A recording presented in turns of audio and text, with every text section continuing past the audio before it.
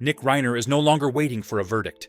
He is fighting something far worse. His own mind is turning against him, and the walls are closing in faster than anyone on the outside realizes. Twin Towers. Correctional facility does not sleep. The lights never turn off, not at midnight, not at 3 in the morning, not ever. They hum constantly, a harsh, fluorescent buzz that crawls under the skin and refuses to leave. The air is thick and heavy, layered with the smell of sweat, rust, and something rotten that no one can ever quite locate. Mold spreads across the corners of the walls, black and alive, climbing the concrete as if it is claiming territory. The toilets break and stay broken for days, sometimes weeks. When they overflow, the smell becomes unbearable. Inmates breathe through their shirts. They stop eating. They stop caring, because caring only makes it worse. The noise never stops. Metal doors slam without warning. Voices echo through narrow corridors.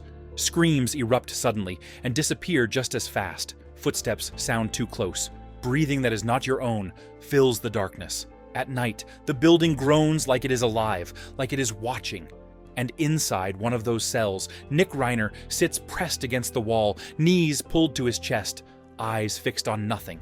He barely moves anymore. But that is not the worst part. For more than 30 years, Nick Reiner lived a life most people will never experience. Brentwood mansions, private schools, therapy sessions that cost more than most people's monthly rent. His father was Rob Reiner, Hollywood royalty, a name that opened doors without effort. His mother was Michelle, the one who caught him every time he fell. And Nick fell often, but there was always money. Always another chance, always someone ready to clean up the mess. He never had to survive. He only had to exist, and that was enough, until it wasn't. Now, Nick sits in a 6x8 cell. The bed is a concrete slab with a thin mat. The walls are scratched with names he does not recognize. The food arrives on a plastic tray, cold, hard, sometimes moldy. He stares at it for minutes before pushing it away. "How can anyone eat this?" he mutters to no one. His body is shrinking, his face is hollowing out.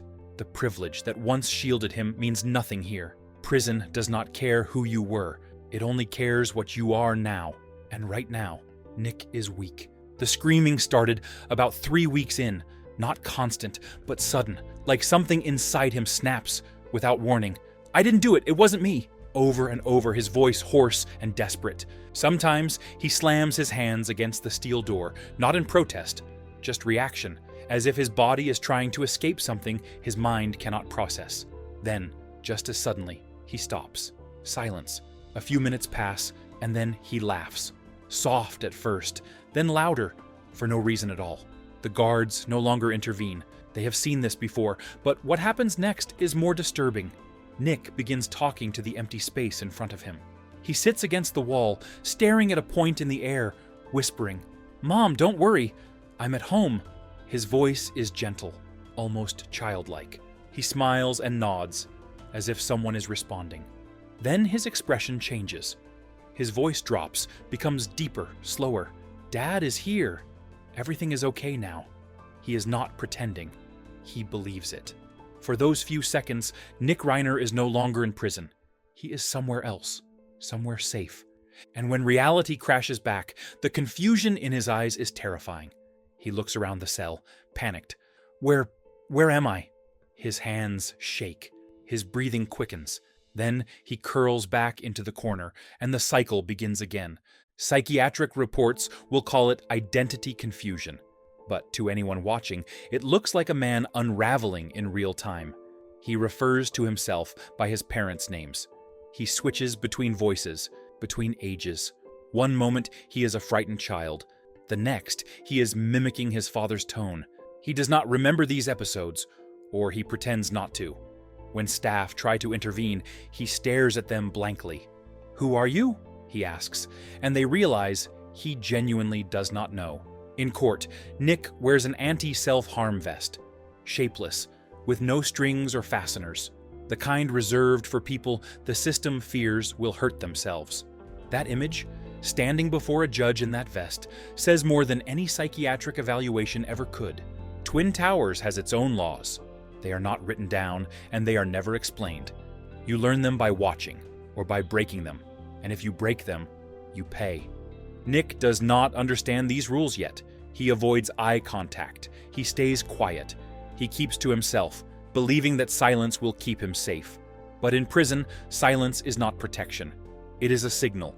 It tells others you are weak, that you do not know how to fight back. And weakness is currency. Certain crimes are hated more than others. Crimes against children, crimes against women, and crimes against family. Killing your own parents is the kind of thing inmates do not forgive. It does not need to be announced.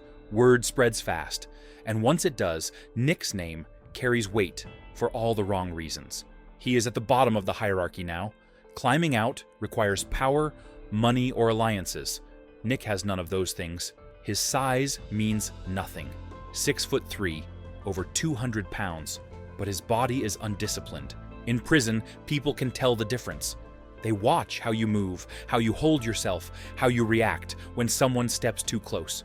Nick flinches. He looks away. He backs down, and that is all they need to see.